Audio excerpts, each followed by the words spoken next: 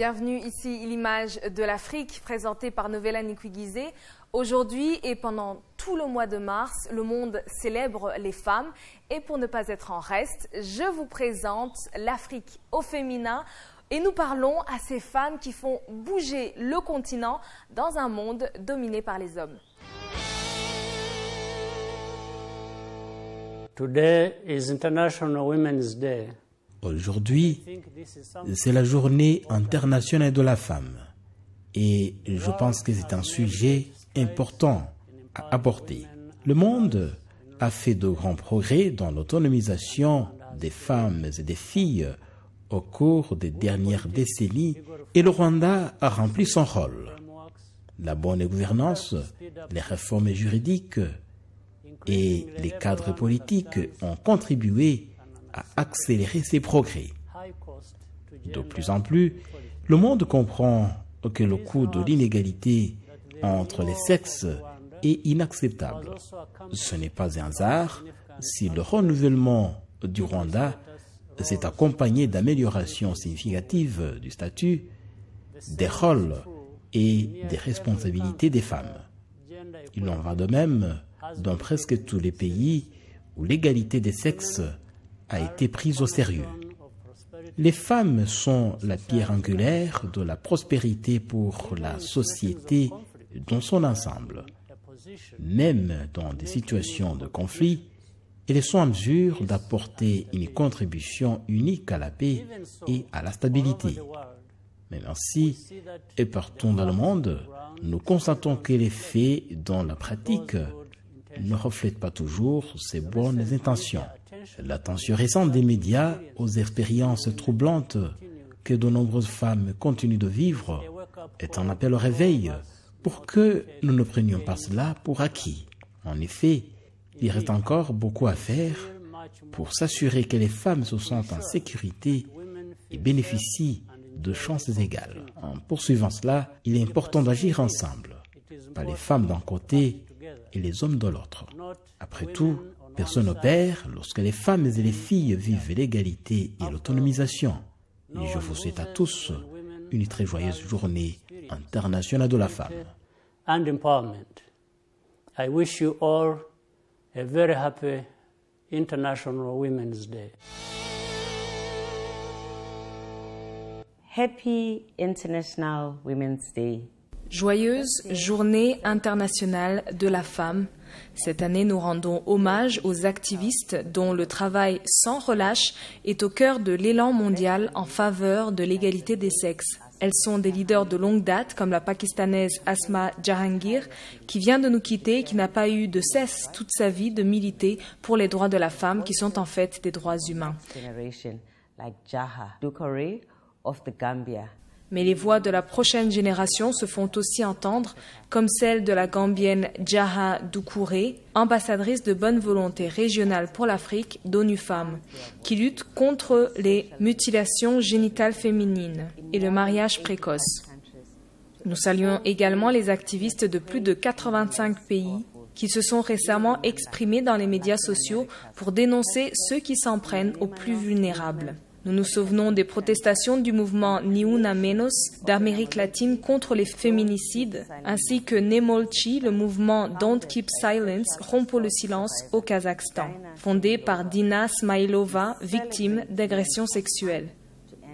Nous célébrons les activités de SOAR, bénéficiaire du Fonds d'affection spécial des Nations Unies, pour l'élimination de la violence à l'égard de la femme, qui apporte son soutien dans des interventions dont le but est de s'élever contre la maltraitance et de protéger les filles contre les violences d'ordre sexuel, et aussi les femmes qui ont osé parler à la Cour pénale internationale pour engager la responsabilité de ceux qui utilisent le viol comme arme de guerre.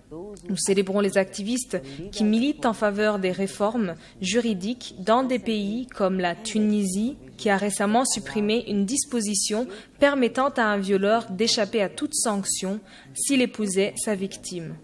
Et les dirigeantes autochtones qui défendent leurs droits à la terre et leurs pratiques traditionnelles, ainsi que toutes les défenseuses des droits de l'homme qui ont perdu leur vie au nom de leur cause.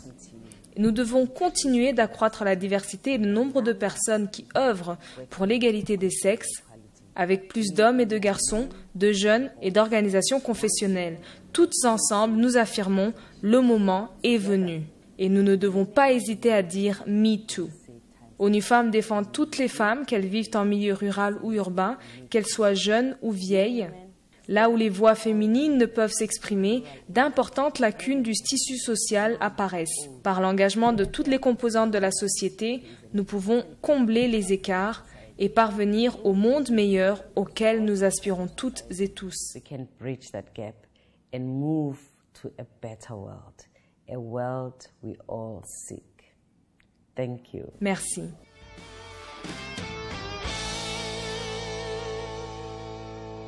Aujourd'hui, nous parlons de l'activisme au service de l'autonomisation des femmes. Chaque 8 mars, le monde célèbre la Journée internationale de la femme et le thème qui a été mis en avant par ONU Femmes cette année est « Le temps est proche, les activistes ruraux et urbains transforment la vie des femmes ». Nous parlons aujourd'hui à l'une de ces activistes. Carmen Niwigila est une figure du tourisme régional. Alors, Carmen, vous êtes expert dans le tourisme et aujourd'hui on parle d'activisme pour les femmes, pour promouvoir les femmes, surtout dans le secteur privé. À votre avis, qu'est-ce qu'il manque dans le secteur privé pour qu'on y voit plus de femmes et surtout à un haut niveau? Je parlerai peut-être de mon secteur, le secteur du tourisme, de l'hôtellerie en général.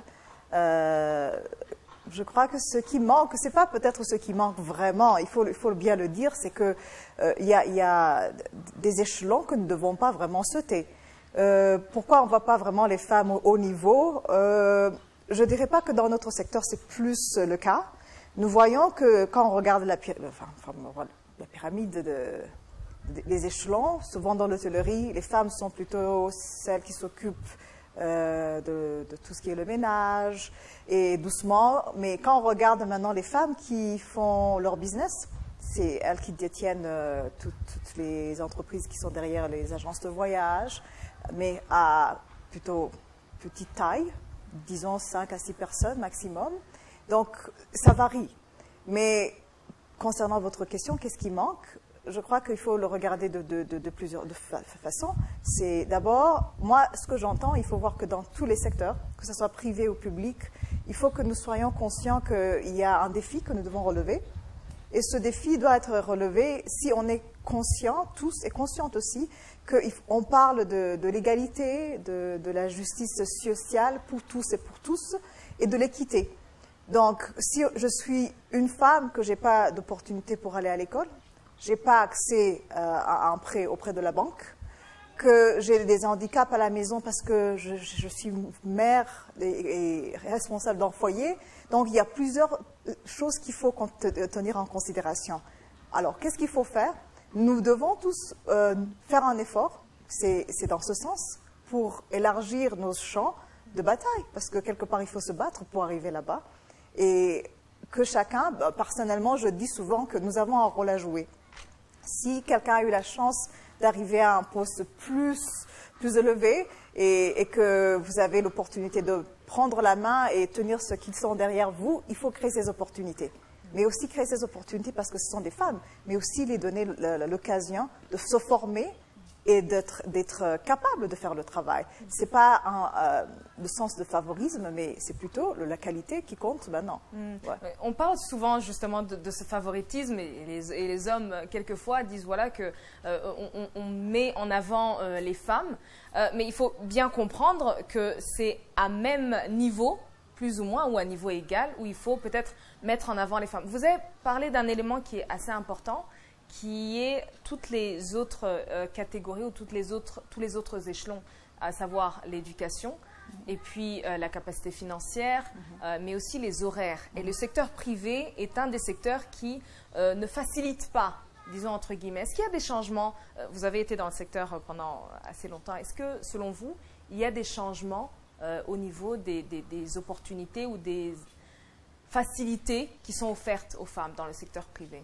Je dirais que dans le secteur privé, ce que nous voyons, si on regarde vraiment le secteur privé dans le sens large, qui sont les gens qui tiennent cette économie? Ce sont des femmes, mais plutôt dans un secteur plus ou moins informel. informel. Alors, quand on travaille dans un secteur informel, il faut formaliser ce secteur. Et quand ça arrive à ce niveau, il faut, je dirais, une volonté et une vision politique.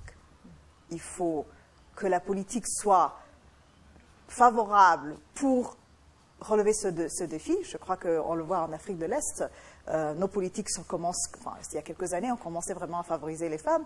Mais il faut aussi conscientiser, que nous soyons conscients qu'on ne peut pas attendre que les lois soient là et que nous ne fassions rien du tout. Je reviens là à la question souvent qu'on me pose. On me dit, mais vous, les femmes dans votre secteur du tourisme, vous avez l'opportunité de travailler, vous avez l'opportunité de prospérer. Je dis non, pas encore. Parce que souvent, si on regarde, j'ai travaillé quelques années, plus 9 ans dans le secteur de l'hôtellerie, j'ai vu qu'au niveau, le general manager, ceux qui gèrent les hôtels, c'était toujours des hommes, c'était un club des hommes. Les femmes, souvent, quand on va prendre nos congés de maternité, c'est presque 9 mois qui nous retiennent. Et après, on se rend compte qu'on a toujours cette peur d'avancer et d'oser dire « je prends le risque ». La politique, c'est bien, mais il faut qu'elle soit bien accompagnée par une volonté des femmes. Et troisième chose, il faut que nos frères, nos enfants, nos garçons, nos cousins, nos maris qui sont dans toute la société ensemble, soient conscients que nous devons relever ce défi ensemble. Et le secteur privé, la femme a toujours tenu un rôle très important, mais pas peut-être valorisé comme il faut. Et souvent, je dirais, le privilège a été toujours donné aux hommes. C'est eux qui avaient l'accès au prêt à la banque. Et maintenant que nous avons peut-être nos politiques qui nous favorisent, il faut aussi avancer. Je dis souvent, on ne peut pas toujours donner des excuses, mais il faut aussi avancer. Oui. Alors, vous parlez du prêt à la banque et l'une des difficultés, et c'est la raison pour laquelle on a tellement de PME, c'est aussi l'accès aux finances et l'accès au secteur financier. Ici, notamment au Rwanda et dans d'autres pays, il y a des structures de microfinance qui peut-être sont plus accessibles aux femmes. Ouais. Est-ce que ces structures aident réellement à ce qu'une petite ou très petite entreprise, parce que la majorité ce sont des très petites et petites entreprises, plus que moyennes, est-ce qu'elles ont accès ou la possibilité de vraiment se développer en une grande entreprise avec ces petits capitaux? On commence toujours petit, mais ce que je pense qu'il faut aussi, il faut les accompagner. Parce que souvent, on est vraiment, je dirais, presque... Les femmes, souvent, soit manquent d'éducation au niveau de l'inclusion financière. On n'est pas vraiment ça, c'est pas toujours été toujours notre créneau. Donc, il faut que les institutions financières, que ce soit les banques, les microfinances, accompagnent les femmes. C'est vrai, je peux avoir un capital de 1 million, mais si on ne me montre pas comment grandir ma petite entreprise, le marketing qui accompagne, et aussi comprendre le marché et toutes ces procédures. Ce n'est pas seulement donner de l'argent, il faut comprendre que c'est tout un ensemble. Autre chose que nous devons aussi se souligner, ces femmes, souvent, elles sont dans des difficultés parce que pour rêver et devenir la petite, la moyenne entreprise et grandir un jour, nous ne sommes pas vraiment... On ne peut pas toujours prendre des risques. Des femmes, on tient toujours, est-ce que je peux continuer à payer les études de mes enfants? Est-ce que je peux continuer peut-être à subvenir aux besoins de ma famille? Et dans le monde rural, c'est pas toujours évident. Donc, souvent, nous restons vraiment à cet échelon et on n'avance pas. Et je l'ai vu beaucoup, il y a des femmes qui se contentent d'avoir... une petite agence de voyage, elle dit, moi, je suis confortable. Au lieu de penser, est-ce que je peux ouvrir 2 ou 3 ou 4, elles disent, non, ça, c'est trop beaucoup pour moi, je ne suis pas capable. Mais quand on regarde nos frères, ils tentent, hein, même si souvent ça ne marche pas, mais eux, ils osent, je dirais. C'est vraiment... Mais il faut accompagner. Il ne faut pas seulement donner le capital et l'argent. Il faut accompagner, il faut les aider, il faut être là pour les guider vers ce chemin. Et est-ce que vous pensez, selon vous, que c'est toujours, ou c'est une question de limitation individuelle, ou c'est plutôt l'environnement et la société et la famille, etc., ou le rôle que les femmes doivent bien sûr assumer chez elles? Alors c'est plutôt une limitation individuelle ou c'est la société ou la manière dont nous sommes socialisés? Je crois que c'est plutôt notre société aussi. Hein. Je prends mon exemple. C'est vrai, j'ai eu quand même la chance d'avoir un père et une mère extraordinaires, exceptionnels, je dirais, qui nous ont toujours encouragés, qu'il faut toujours rêver, qu'il faut toujours aller vers là où tes ambitions sont. Mais beaucoup de mes copines, à l'école secondaire, se sont vraiment limitées à peu parce que non, tu ne peux pas aller faire ça. Tu ne seras pas marié, tu n'auras pas des enfants, ton foyer va souffrir. Personnellement, j'ai toujours pris des risques. Hein. J'ai peut-être toujours avancé dans le sens, si quelque chose m'interpellait, j'ai toujours pris ce risque.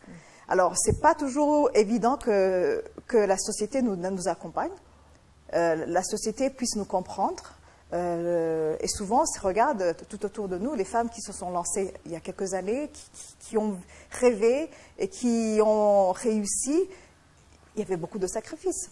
Et les sacrifices, souvent, ça veut dire que la société ne te comprend pas tellement, peut-être des fois même marginalisée, on te montre du doigt, mais il faut pousser.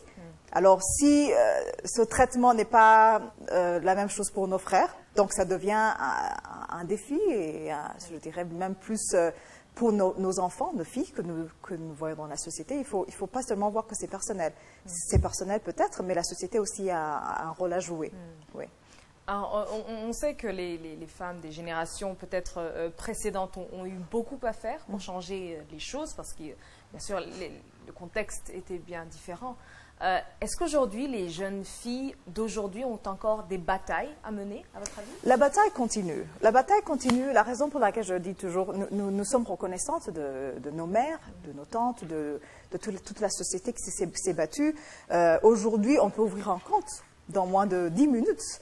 Aujourd'hui, je peux aller à la banque, demander un crédit sans que quelqu'un puisse faire une signature extraordinaire pour que je puisse avoir ce prêt à la banque. Oui, nous devons être reconnaissantes et vraiment reconnaissantes. Mais là où je dis que la bataille doit continuer, c'est que ce que maintenant nous battons, c'est le salaire. Je suis compétente, le même diplôme que mon frère qui est à côté de moi. Pourquoi est-ce que je gagnerais moins? Alors que peut-être des fois même je peux faire son travail mieux que lui. Ça, c'est quelque chose. Deuxième chose, pourquoi je dis qu'on ne doit pas s'asseoir et se dire qu'on a gagné? Parce que nos sœurs, nos filles, nos enfants, demain, ils seront interpellés à jouer un rôle plus, je dirais à porter un fardeau plus lourd.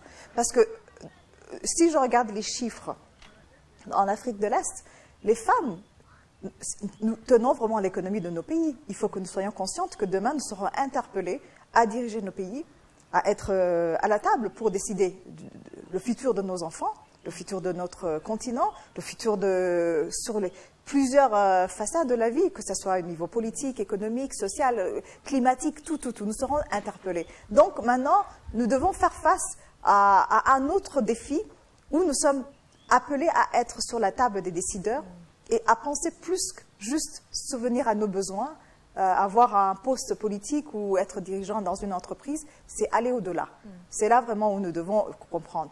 Je suis sûre que nos sœurs, aujourd'hui, ne peuvent pas comprendre qu'il y a quelques années, nos mères ne pouvaient même pas avoir du travail.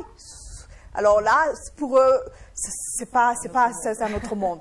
Mais est-ce que demain, nous sommes prêts à faire face à ces difficultés ou à faire face, parce que si nous réclamons la place autour de la table des décideurs, nous sommes prêts à prendre des décisions qui vont changer le monde pour que nous ne soyons pas ici dans 30 ans, dans 40 ans, à avoir la même conversation.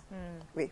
Alors, aujourd'hui, surtout en Afrique, je prends l'exemple de Boko Haram et d'autres pays où on voit une recrudescence de l'extrémisme religieux et qui nous fait un peu retourner en arrière au niveau de l'autonomisation des femmes, etc. Comment est-ce qu'il faut expliquer? Est-ce qu'on a réellement deux pas en avant, un pas en arrière? Comment est-ce qu'il faut expliquer cet extrémisme ou ces recrudescences de ramener en fait cette bataille en arrière? Je crois que ce n'est pas seulement au point de vue religieux, mais aussi dans notre société normale. On fait quelques pas en avant, mais des fois on est en arrière. C'est pour cela que je dis que nous devons être conscientes que maintenant, nous sommes plus interpellés à jouer et à se battre sur plusieurs fronts. C'est pas seulement ce qu'on a vu même il y a quelques semaines ou il y a quelques jours au Nigeria avec les 100 filles encore. On parlait de Boko Haram il y a quelques années et que le gouvernement n'est même pas capable. Je ne crois pas que je suis en mesure de jouer le rôle de critiquer qui que ce soit, mais on le voit. Je donne un exemple. Pourquoi aujourd'hui, dans le monde rural, dans quelques pays en Afrique, on sacrifie une fille pour qu'elle reste à la maison et que son frère aille à l'école? C'est pas seulement religieux, c'est aussi culturel. C'est notre tissu social qu'il faut adapter. Au niveau, on le voit dans le cadre professionnel. Pourquoi nous, les femmes ou les filles, on ne donne pas l'occasion aux femmes ou aux filles de se prouver, d'avoir un test pour montrer qu'elles sont capables. Donc, nous devons jouer un rôle maintenant de plusieurs fronts. Nous devons comprendre que ce n'est pas seulement religieux, ce n'est pas seulement au niveau social, que ce n'est pas seulement au niveau professionnel ou dans le secteur privé. Le combat que nous devons mener maintenant va au-delà de tout ça. Donc, c'est vraiment dans ce sens que je pense qu'il faut aborder la question. Vous avez parlé plutôt de l'inégalité salariale et ça a fait un tollé il y a encore très peu, que ce soit dans les grandes compagnies, certaines compagnies des médias, etc. On a encore cette inégalité salariale, on parle de quelquefois 50 à 70% selon les pays, c'est-à-dire que les femmes vont gagner presque la moitié ou maximum peut-être 70% de ce que gagnent leurs homologues masculins. Vous qui êtes dans le secteur, est-ce que c'est un problème de négociation de la part des femmes ou est-ce que c'est un problème des règles qui font que voilà, ceux qui vont un peu plus en avant, sont plus compétitifs, ont la possibilité d'avoir plus? Alors, je crois qu'il faut aborder ce point sur trois points. Il y a des pays comme, je ne sais pas si c'est la Suède ou le Danemark, où c'est vraiment c'est une décision politique. Les salaires doivent être la même chose. Alors, on n'est pas encore là chez nous en Afrique. Deuxième chose, un salaire, il faut savoir qu'il faut négocier. Souvent, on va négocier nos salaires, on n'est pas convaincu que ça vaut la peine d'être payé ce salaire. On ne fait même pas de devoir à domicile. Je dis souvent, il faut faire de devoir à domicile. Il faut poser la question, qu'est-ce que les autres font, et apprendre à négocier avec une force, une conviction. Là, c'est notre rôle.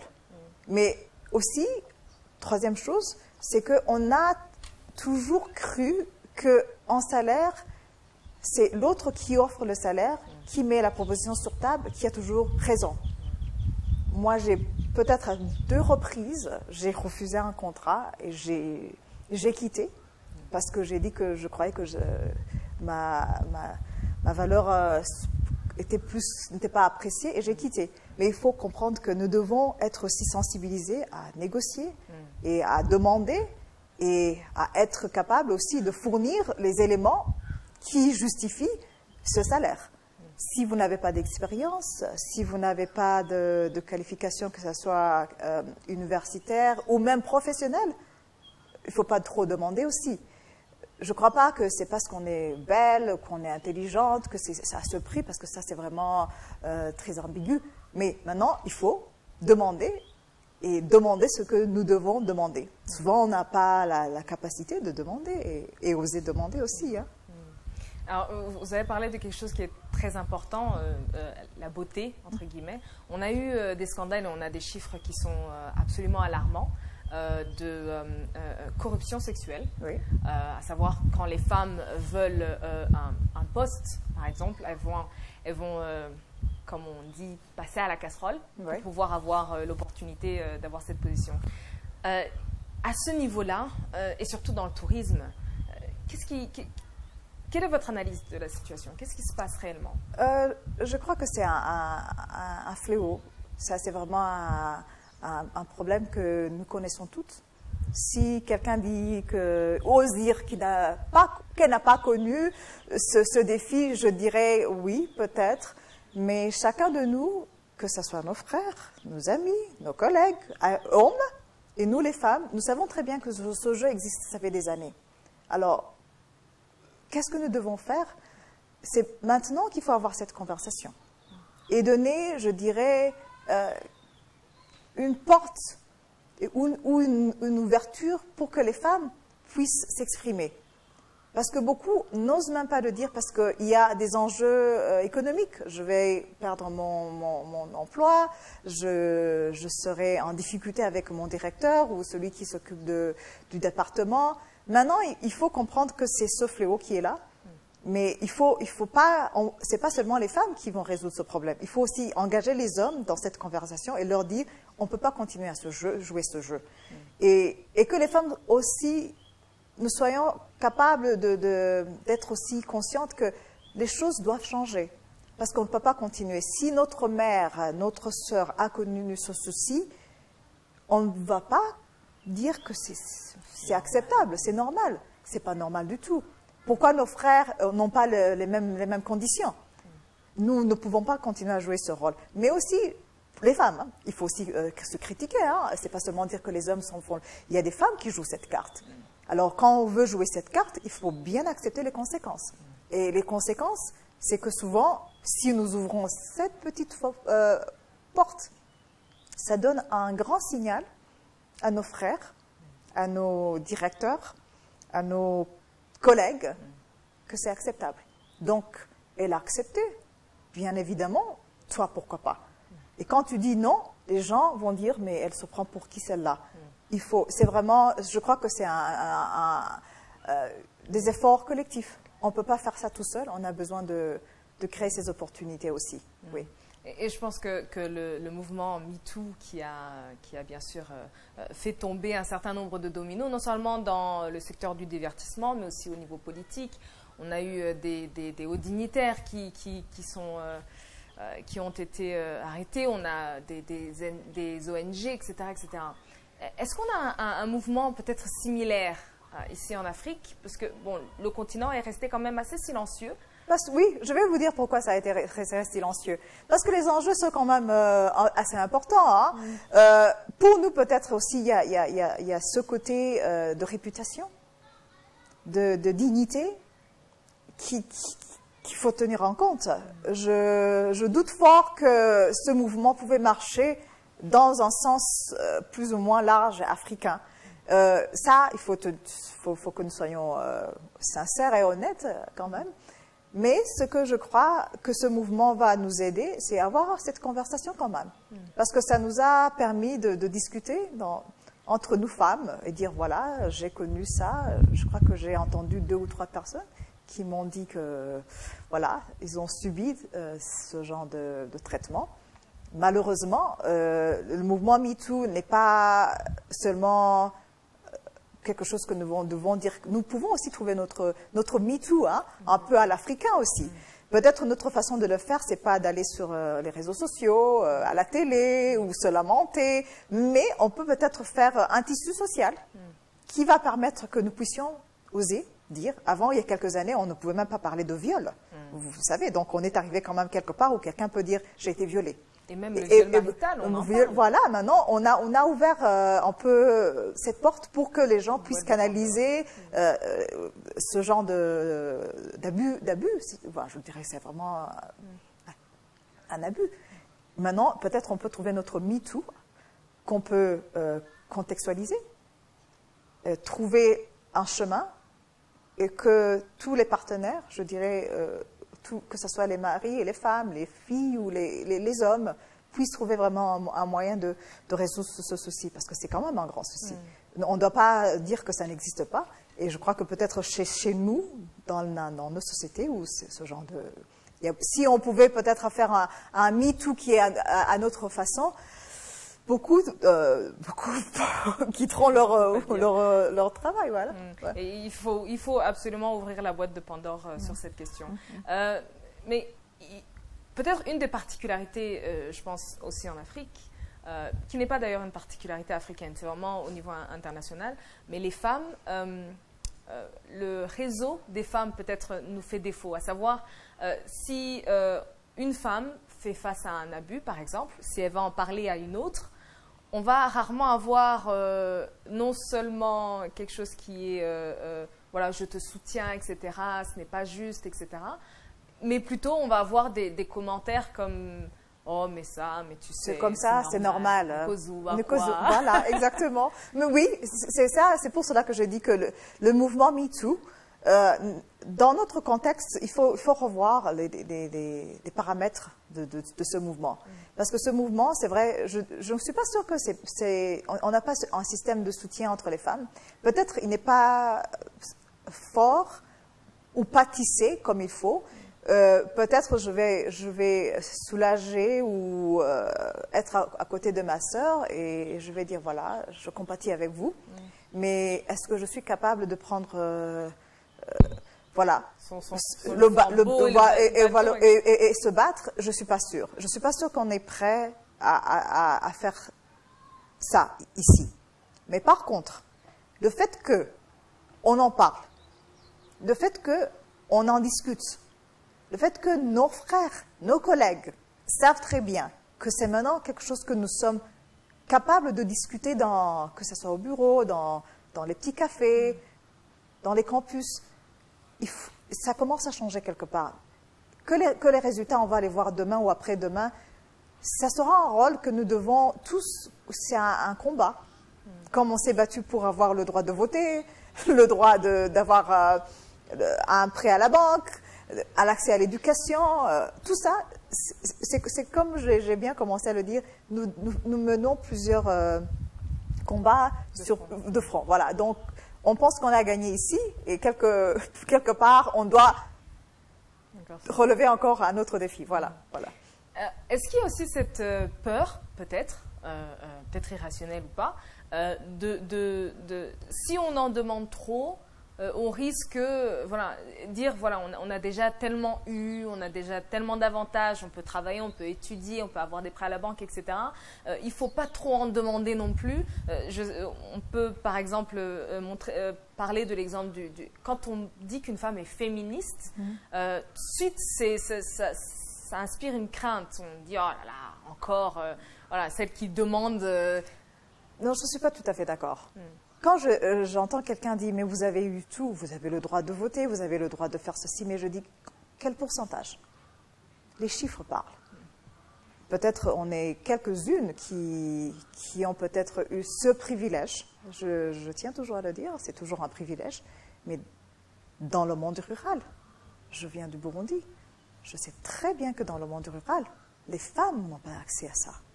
On peut dire, on a beau à dire qu'on a fait des pas, on a fait des progrès, mais quand on regarde vraiment à la base, le souci est toujours là. Donc il ne faut pas se faire des illusions qu'on a gagné la bataille. Il y a peu qui ont la chance d'aller à l'école. Il y a peu de femmes qui ont même le privilège de terminer leurs écoles et d'avoir un emploi. Ça ne veut pas dire que les politiques ne sont pas là. Mais les barrières, on sait très bien où ça se trouve. Maintenant, concernant la question féminisme, j'entends ici, sur Twitter, ça fait un peu de bruit, mais ma définition du féminisme, c'est très simple. Je suis l'aînée d'une famille de 4 filles. On n'est que des 4 filles. Mon père, qui était un homme extraordinaire, depuis que j'étais petite, il nous disait toujours, vous allez faire ce que vous voulez dans la vie, vous allez étudier, vous allez arriver là où vous voulez. Il n'y a pas de différence entre vous et vos frères à l'école ou vos amis à l'école. Ce que Carmen veut faire dans la vie, travaille, fait des sacrifices, tout va se payer après. Et ça a été toujours un discours que j'ai toujours entendu à la maison. Et avoir une mère aussi qui était activiste, qui s'est battue pour le rôle de la femme dans sa carrière aussi, presque 30 ans, et qu'elle continue à jouer ce rôle, je dirais que je fais partie des exceptions. Alors, mon rôle de féminisme en tant que Carmen, aujourd'hui, et mère de 2 garçons, c'est un rôle différent. C'est un rôle qui m'interpelle à éduquer mes enfants, mes 2 garçons, à être demain futurs maris, citoyens du monde, collègues, et partenaires dans plusieurs entreprises où ils vont travailler à comprendre 3 choses. C'est égalité, équité et justice sociale. Ça, c'est ma définition de féminisme. Je ne voudrais pas que mon fils, un jour, fasse une discrimination parce que quelqu'un est femme. Je ne veux pas que mon fils, dans quelques années, fasse une différence entre un collègue et une collègue parce que quelqu'un est une femme. Parce qu'il va me voir, il me voit tous les jours. Ma façon de traiter, que ce soit les hommes et les femmes, mon discours à la maison a été toujours un discours très clair. Les femmes sont capables. Et un exemple que je donne toujours à mon fils, je lui dis, mais à l'école, qui sont les premières de ta classe? Ce sont des femmes, des filles. Alors si toi, tu peux être quelque part un élève moyen et que d'ici quelques années, tu deviens un directeur, tu penses que ta sœur qui était à l'école, au même banc de l'école, n'était pas capable de faire le même travail? Non, pas du tout. Alors, ceux qui font la polémique, vraiment la polémique entre le mot féminisme, qui est pour moi pas vraiment, il n'y a pas d'ambiguïté, c'est clair. C'est équité, justice sociale et égalité. Dans toutes les instances politiques, économiques, sociales, c'est là où je crois que ma définition du féminisme s'arrête. Merci beaucoup, ce sera le mot de la fin. Je pense que vous nous avez dressé un vrai portrait du féminisme et de l'activisme aujourd'hui. À très bientôt. Essayons de mieux comprendre l'entrepreneuriat au féminin et les défis qui y sont propres. Sylvie Maloukissa est PDG et cofondatrice de Manitech SARL. Après une brillante carrière dans les ressources humaines, elle s'est reconvertie vers l'entrepreneuriat et est aujourd'hui à la tête d'une entreprise qui fabrique de la confiture et livre en République démocratique du Congo. Elle nous explique son parcours et celui des femmes entrepreneurs en RDC et ailleurs en Afrique.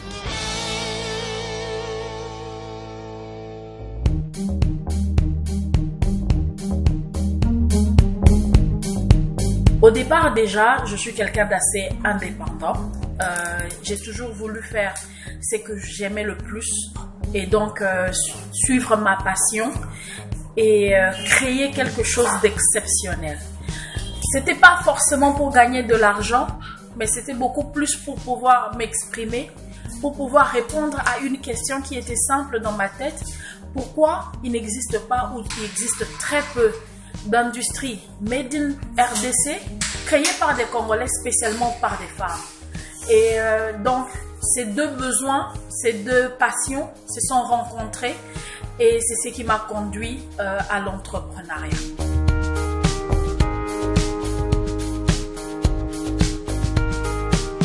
Je dirais oui et non. Oui, parce que aujourd'hui, dans le monde entier, en Afrique, et dans mon pays en particulier, la femme est toujours et encore sujette aux discriminations de tout genre. Que ce soit dans la loi, que ce soit dans les infrastructures, l'accès au financement, la femme reste derrière l'homme. On a toujours tendance à mettre l'homme d'abord et la femme après. Ensuite, il y a l'accès à la connaissance. C'est très difficile pour les femmes aujourd'hui, en Afrique encore une fois, et surtout dans mon pays, d'avoir accès à la connaissance. Pourquoi? Parce que la plupart du temps, on préfère privilégier l'homme en disant que c'est lui qui nourrit la famille. On l'envoie à l'école, on lui donne la possibilité de faire des longues et des grandes études, mais pas à la femme. Et d'ailleurs, la plupart des gens pensent qu'une femme qui est trop instruite ne peut pas se marier. Cette connaissance ou cette sagesse, je dirais, entre guillemets, populaire, est très préjudiciable parce que aujourd'hui, beaucoup de femmes s'y accrochent et d'elles-mêmes parfois arrêtent de travailler, arrêtent d'étudier pour ne pas dépasser les hommes. Ce qui est bien dommage. Et ce qui rend leur entrepreneuriat plus difficile. Pas impossible, mais difficile.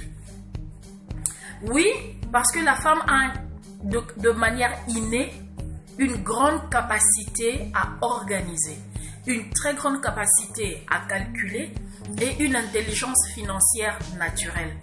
On le voit avec des femmes non instruites, mais qui sont capables de faire monter des organisations très florissantes. Si seulement ces femmes avaient accès à plus de connaissances, à plus d'éducation, je crois que le monde aurait un autre visage aujourd'hui. Alors, je pense que, sincèrement, oui, c'est difficile, pas impossible, mais c'est très très possible. Du moment que on donne à ces femmes, on donne aux femmes en général, l'accès à plus de possibilités.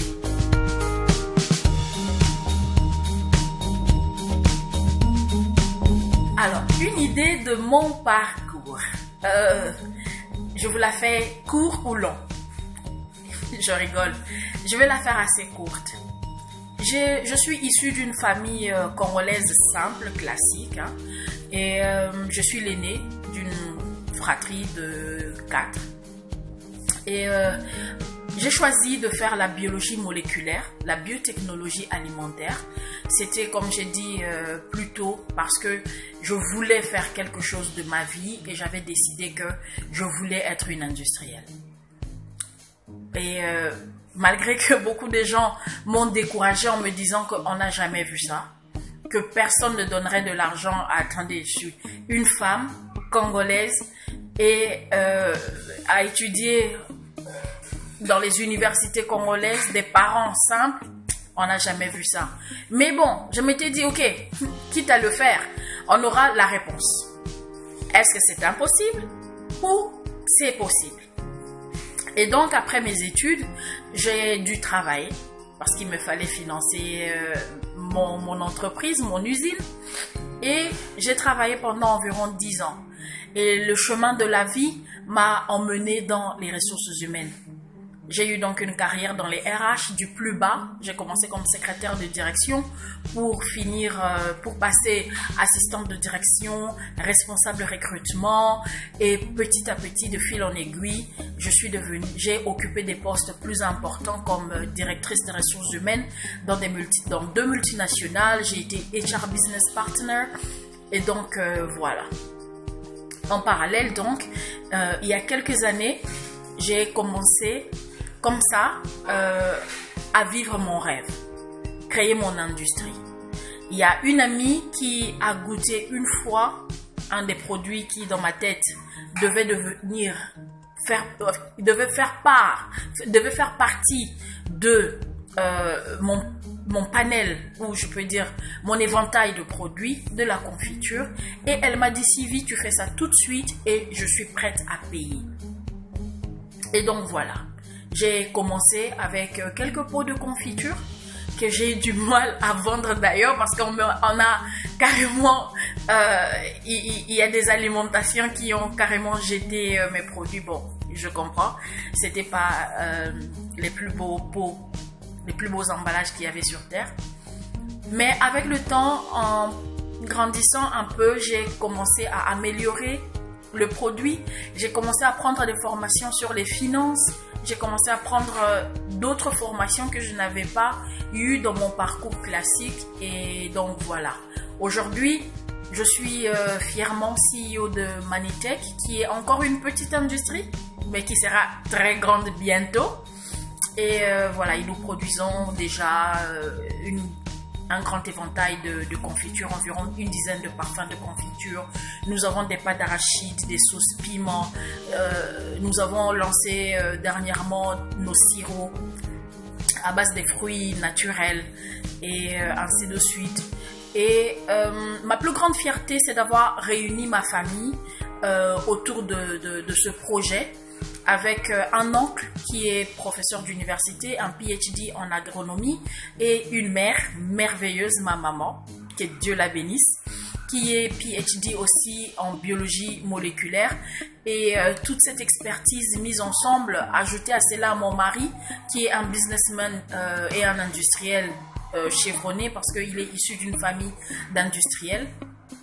Toute cette famille ensemble m'ont permis de vivre le début de mon rêve qui, j'espère, sera long et qui sera très très intéressant.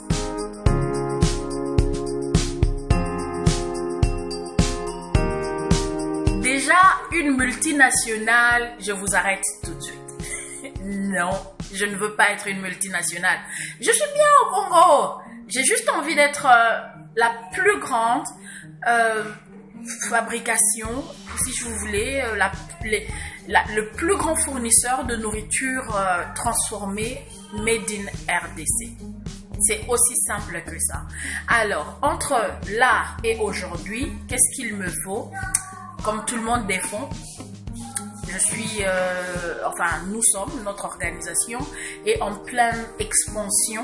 Nous voulons déjà ouvrir notre première usine qui est avec une production à grande échelle. C'est sur ce projet-là que nous travaillons actuellement. Nous voulons quitter un peu la production dans laquelle nous sommes aujourd'hui et aller vraiment dans une plus grande production et donc une plus grande distribution. Les projets futurs sont très simples, comme j'ai dit, hein. C'est de vraiment être l'une, si pas la plus grande industrie alimentaire en RDC. Je le veux depuis que je suis très jeune. J'ai décidé que c'est ce que je voulais faire dans la vie. Et puis voilà, avec l'aide de Dieu et l'assistance des hommes, je crois que je pourrais y arriver. Nous avons un pays énorme avec une énorme population qui a des grands besoins alimentaires et je pense que c'est pas les sources minières qui feront la fierté de ce pays ou la richesse de ce pays. Ce sera sa capacité à mobiliser des personnes qui sont prêtes à exploiter son sol pour fournir une alimentation de qualité. Oui, au pays en entier, mais peut-être aussi à l'exportation. Pourquoi pas exporter notre nourriture? Mais quant à ce que Manitech puisse quitter le pays, aller s'installer ailleurs, cette conversation n'est pas encore venue sur la table et j'espère qu'elle ne viendra pas. Je crois que j'aime trop mon pays et mon rêve, je crois, il est à la hauteur de ces géants qu'est le Congo. On a la chance d'avoir un pays continent. Peut-être que mes filles, un jour, puisqu'elles prendront l'entreprise, hein, après, peut-être que mes filles voudront aller plus loin. Mais quant à moi, je crois que être le plus grand en RDC sera déjà le meilleur pour moi. Donc voilà.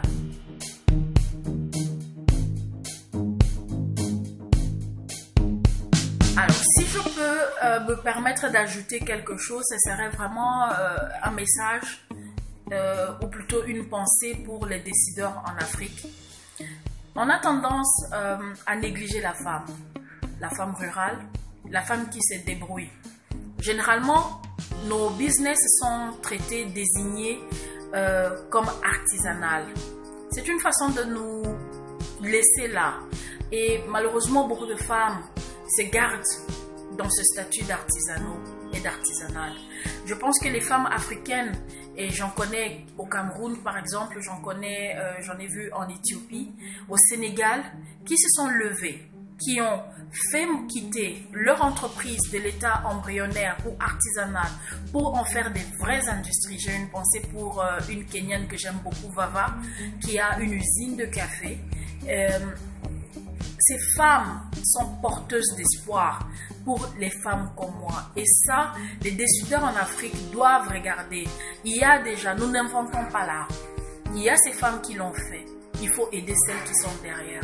Parce qu'à la fin de la journée, ces femmes qui sont capables de nourrir leur foyer avec très peu de moyens, avec très peu de connaissances, peuvent faire des miracles lorsque le moyen est là et que la connaissance est à leur portée.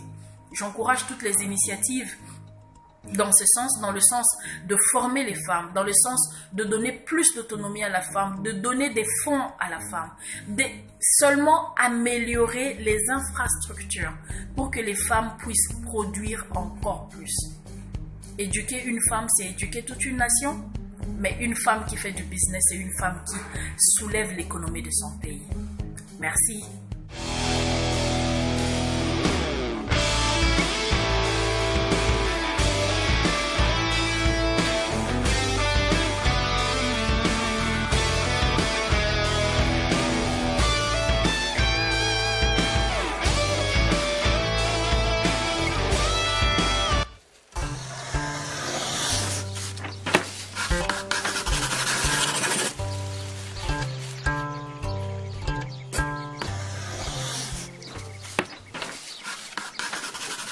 you ever wondered why our living natural resources are one of our greatest social and economic assets?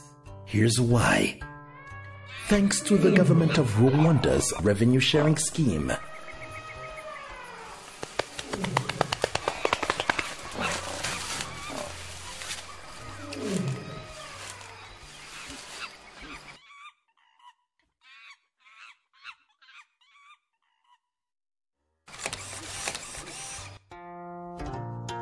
% of all tourism revenue goes back to the communities around the parks. Located in the southwest corner of Rwanda, Nyungwe National Park is an untouched natural rainforest that is filled with exciting biodiversity. It is a 4 to 5 hours drive from Kigali City, the capital of Rwanda. Covering 1,019 square kilometers, Nyungwe is surely one of the world's most beautiful and pristine mountain rainforests. It's believed to be one of Africa's oldest forests, staying green even through the Ice Age, which explains its diversity. From 2005, the government of Rwanda recognized Nyungwe's potential for tourism and gave visitors a diverse offering. In the very same year, the government of Rwanda introduced the Tourism Revenue Sharing Program. This has helped Nyungwe National Park to significantly reduce poaching that had destroyed its spectacular biodiversity. Two ex-poachers share their experience. Imirimo y'ubuhigi niyo yari intunze mbere ya 2009. Muri 2009 haje kuza abayobozi bo muri RDB bashinzwe guhuza abaturage na parike. Inyamaswa twari twarazimaze baza kubona ko dukomeje gutyo zazacika burundu, baratwegera baratwigisha, inyigisho baduhaye ziradufasha, turahinduka, batwereka ibibi byo kwangiza parike, batwereka n'ibyiza byo kubungabunga parike. Ibyo byiza